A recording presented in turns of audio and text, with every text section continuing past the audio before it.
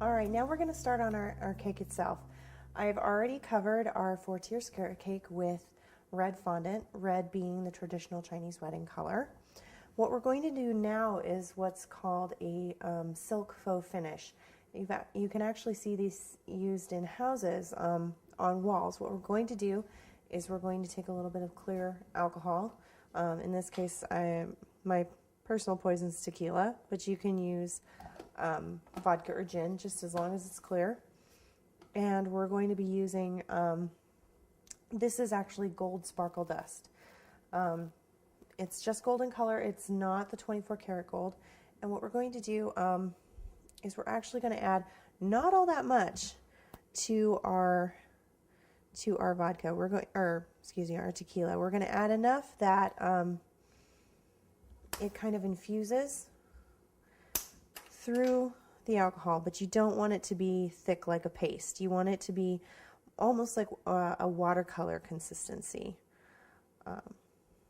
And the reason behind that is we're not trying to paint the cake gold. What we're trying to do is get the fine brush strokes to show up on the cake. So a couple of things when you're doing this technique. You don't want your brush to be too wet. So don't dip your brush in and then move it directly to your cake. You'll get drips, it'll ruin your fondant, and it'll discolor your paint. So press the brush up against the side of your ramekin just to get kind of the extra off. What we're looking for is you want to actually be able to see your brush strokes. So you want the powder in there, but you don't want a whole bunch of extra liquid. So what we're going to do is start at the bottom, and in a straight up and down motion, just want to go straight up and down. Now when you look at it, you can see our brush strokes, our lines. You want those to be there. That's part of the faux finish. So pick up a little more of the color. Make sure you get all that extra out.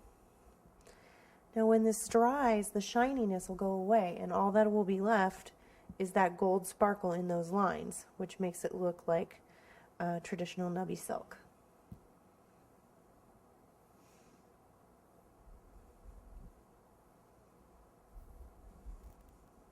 All right, now when you're doing the top of your cake, what you're going to want to do is go ahead and cut from this corner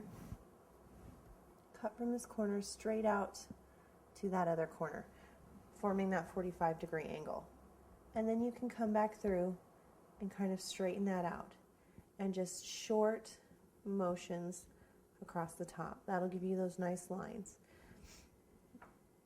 And then when you come over here to your other corner, do the same thing. Cut at that 45-degree angle. When it's done and it's dry, it'll look almost like a box.